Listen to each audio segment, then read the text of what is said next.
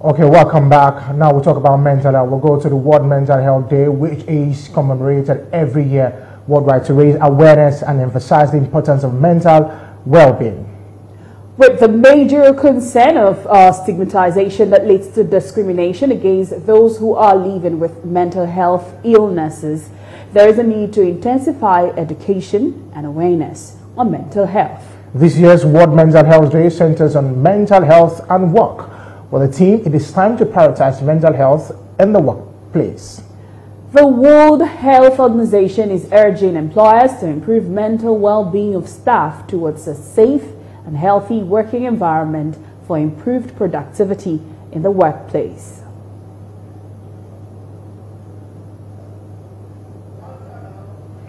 Okay, interesting. And I think that this is one of the things that really need to be talked about. Mental health is very important. Some people don't take it as serious as it should. I remember back in TVC News when I was in Lagos, we have a gym. Actually, we have a gym where people go to. After work, you just see them, they go there, they, try to just, give themselves some level of exercise and before they go. And I think that is very important when people take their mental health very serious. At the same time, aside from physical health, their mental health is also very serious.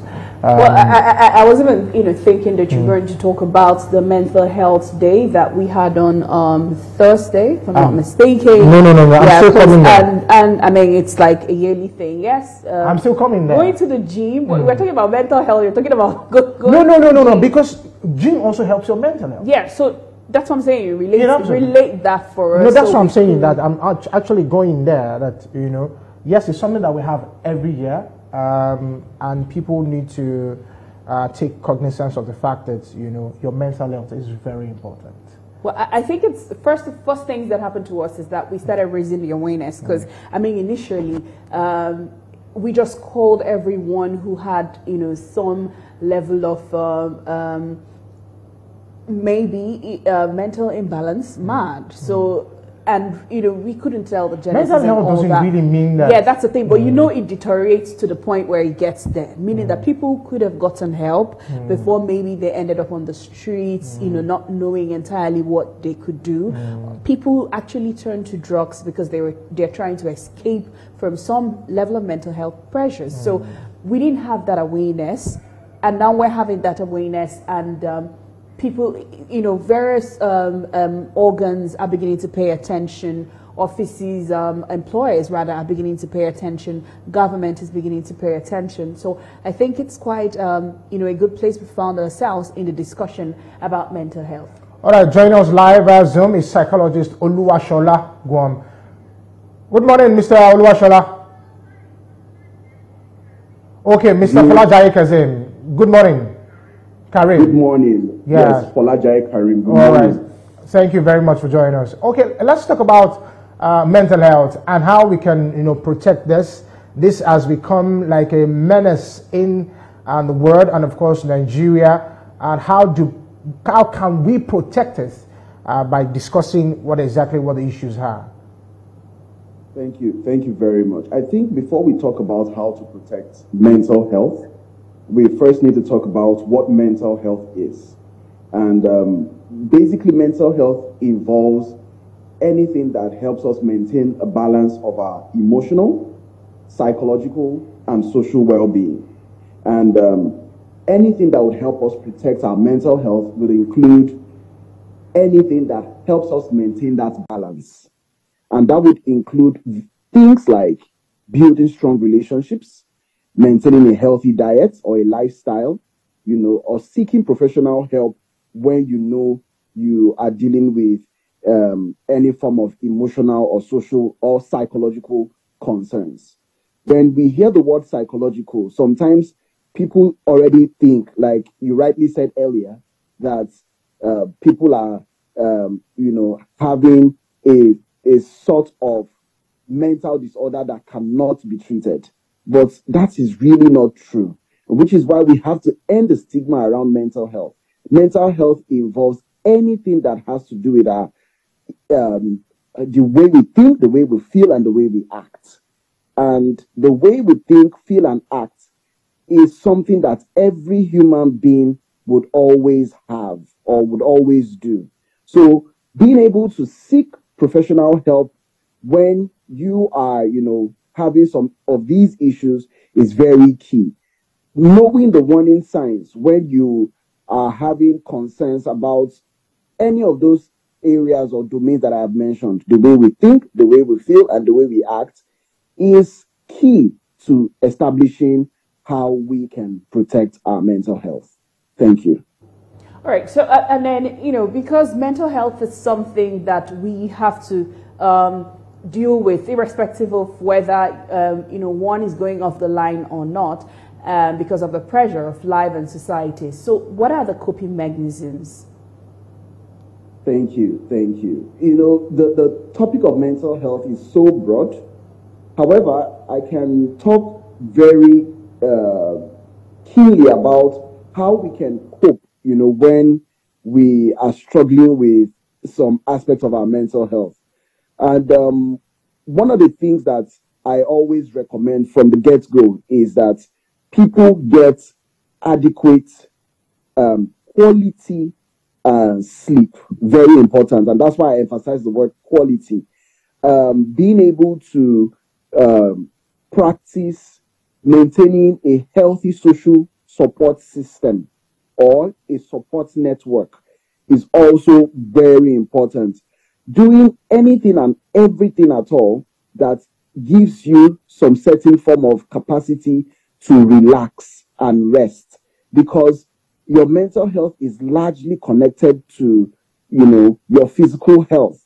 So everything that helps your physical health gain some necessary form of balance directly supports your mental health. I can also talk about some coping mechanisms for stress, like involving breathing techniques. I can talk about coping mechanisms such as, avoiding toxic situations, such as, always constantly, engaging in unhealthy lifestyle.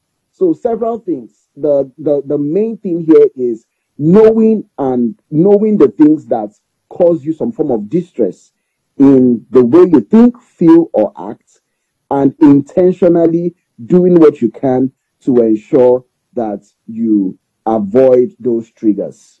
Thank you. All right. So, when you mention having a good sleep, you hear these motivational speakers tell you, when you sleep for 8 hours, you have lost how many hours of your life and all of those things. So, and those kind of things kind of shape the narrative, where people push that you can't sleep for 8 hours, you get. So, but this is my point, my question. How do we,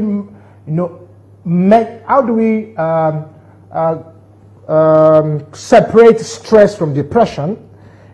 Also knowing that we need to sleep, because that sleeping part is very important. Well, the reality, you're absolutely right. The reality is that stress typically is temporal, and it is tied to specific situations. So when people hear the word stress, immediately they think sometimes it's a negative thing. But there's something called eustress. Eustress is a kind of stress that we engage in that can help us positively. But when we talk about stress most of the time, a lot of people talk about distress, which is anything that causes us to have some form, a kind of imbalance in our well-being that has huge capacity to affect our mental health. And so when you mentioned, what you said about sleep, a lot of people are very averse to having quality sleep. And it's very important to know that when we do not have that quality sleep, it affects our day. In fact, there's something we call compensatory daytime sleep for people who do not sleep well at night. Imagine if you do, because sleep almost feels like the way your body relaxes, cools down, and and re-energizes for the next day. It's just like, I liken it to a car that has been working for 24 hours without any form of rest. Whether we like it or not, the car is going to tell you, I need some break, which is why the body is very particular about resting and rejuvenating itself to function for future days. All right, and when you want to separate this from depression, you know, because you said depression, stress is temporal, so yeah, depression is what? Exactly. Well, the reality is that depression is a more persistent concern that a person can have. Now, I like the fact that you have made that distinction, because depression also can be a state, a low mood state that a person might experience, and it can affect all aspects of a person's life.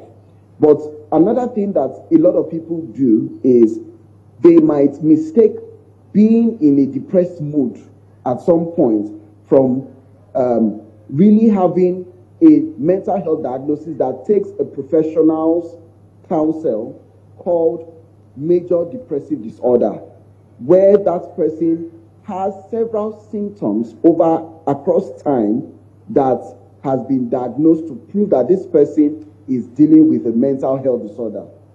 But indeed, depression often involves feelings of hopelessness or loss of interest, something we call anhedonia, loss of interest in things that a person might pleasurably like at some point.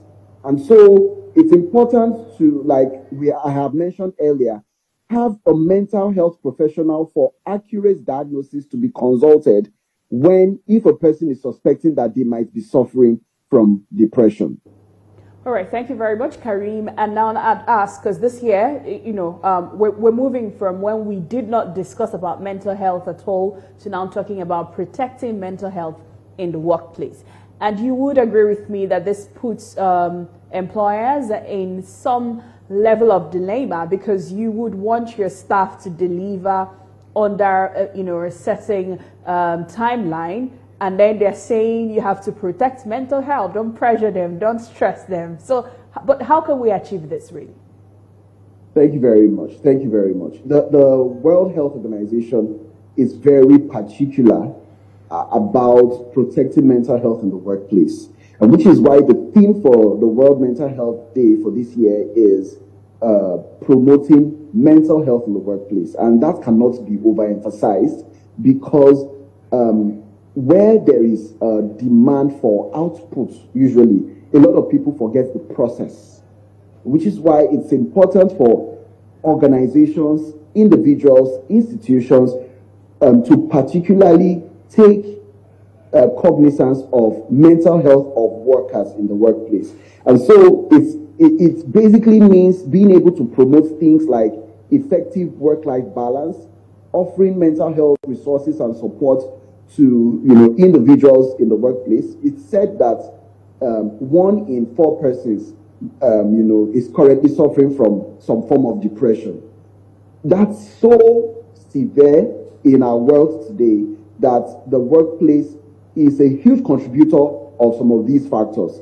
And so companies who would encourage open communication about mental health and end the stigma around mental health, not say that if you are struggling with some form of mental health issues, then it means you are mad. No, that's not what it means. Every and anyone, just like anyone can have a cold or a flu or can be sick physically, any and everyone can have some form of mental health concern. And it's important for us, especially in the workplace, to be deliberate about providing support, creating a supportive work environment, a safe place for people to work and work effectively, being able to express their concerns when they are struggling with their mental health. Thank you very much for joining us on the show. Thank you, Karim, for sharing. You really did a good job to it. And to also tell you that we take mental health very serious in TVC. We discuss it very, very serious among the workforce. Thank you very much. I'm glad. I'm happy about that. Thank you. Thank you so much. And now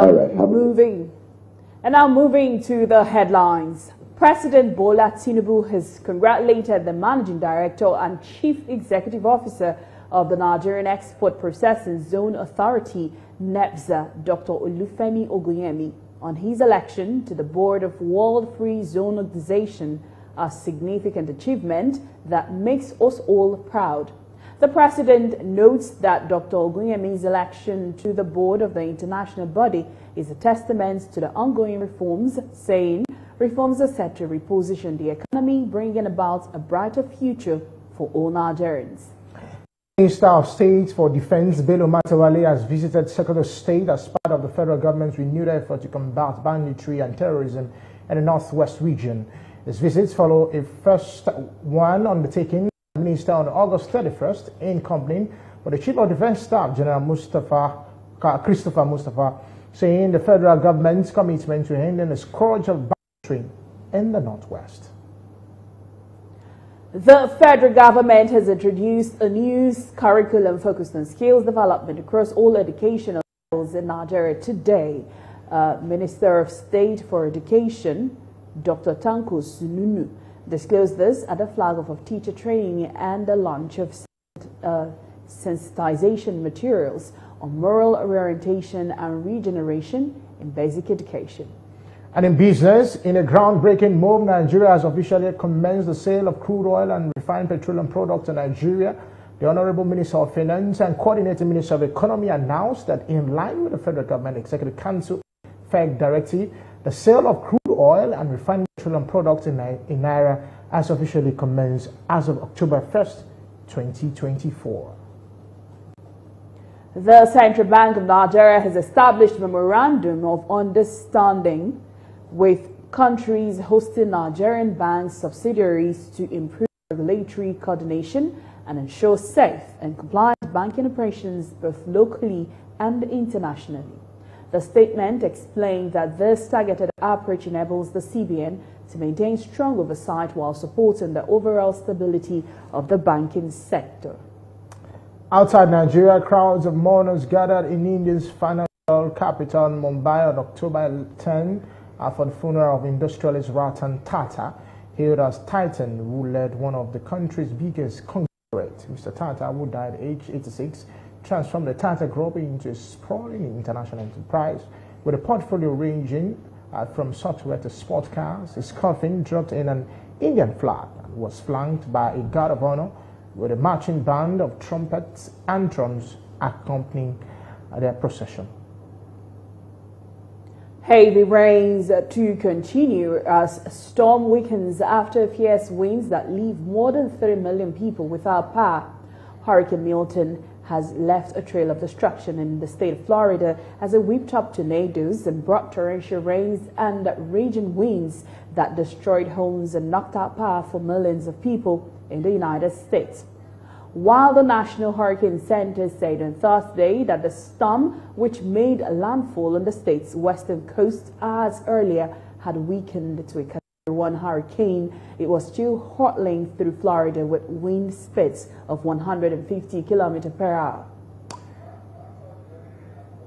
Interesting. I think that that hurricane shows.